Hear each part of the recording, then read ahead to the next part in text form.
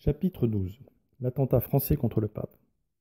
Ainsi, Philippe le Bel avait donné son consentement au projet lamentable de Nogaret d'enlever le pape. Le chevalier se chargea lui-même de cette mission. Sciarra Colonna, jusqu'alors réfugié en France, l'accompagnerait.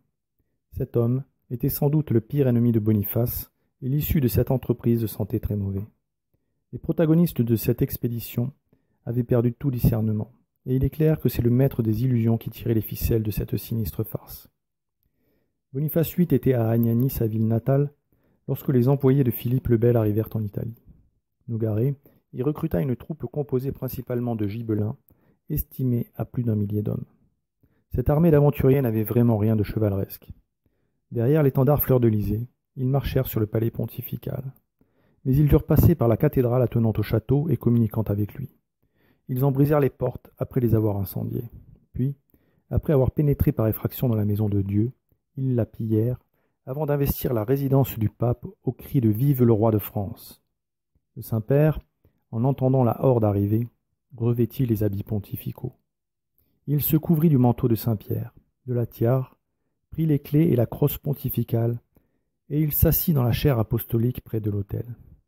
Là, le vieil homme attendit dignement les impies, qui venaient à plus d'1 millier pour s'emparer de lui. Bientôt, il fut entouré et menacé par des gens armés sans respect pour son âge ou sa dignité. Heureusement, Guillaume de Nogaret, plus avisé que Sciarra Colonna, ne se laissa pas griser par la réussite de l'entreprise. Fin calculateur, le chancelier souhaitait draper son forfait de vertu. Il raisonna donc son complice, qui désirait frapper le pontife, et il s'interposa pour éviter l'incident.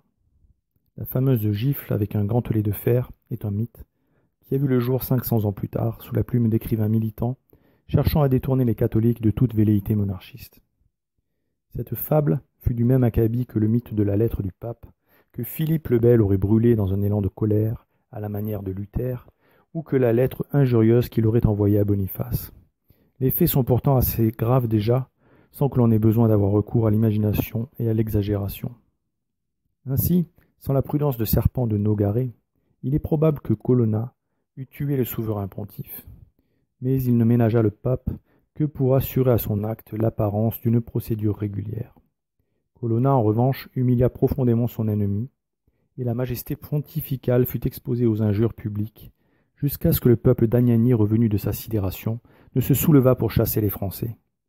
Le perfide Nogaret infligea lui aussi des souffrances morales au souverain pontife. Et, brisé de douleur, Boniface VIII ne survécut que quelques semaines à cette agression. L'expédition de Nogaret horrifia le monde chrétien, et Dante, contemporain des faits, évoque ce sentiment d'horreur dans son œuvre au chapitre sur le purgatoire. L'expédition, pitoyable du début à la fin, tourna au fiasco, car Nogaret n'avait pas de plan sérieux pour extraire le pape d'Italie. La plupart de ses complices, une fois les caisses pontificales pillées, s'enfuirent, avec l'argent destiné aux frais d'une croisade contre les Sarrasins. Et Nogaret dut se replier. La bannière fleur-de-lysée fut traînée dans la boue, au propre comme au figuré. Ce qui fut dramatique pour la France, c'est que le peuple français avait accordé son soutien à son souverain contre le vicaire du Christ. Et les Français devinrent complices du crime de leur roi. Dieu fut donc offensé en la personne de son vicaire par la nation franque tout entière, rangée derrière les représentants de son roi. Ce crime ne pouvait pas rester impuni. Et un catholique ne peut pas considérer cette affaire comme un détail de l'histoire, car il existe un critère sûr sur lequel se baser pour savoir si un fait historique est un événement majeur de l'histoire ou une anecdote. C'est le regard que porte Dieu sur les actes des hommes.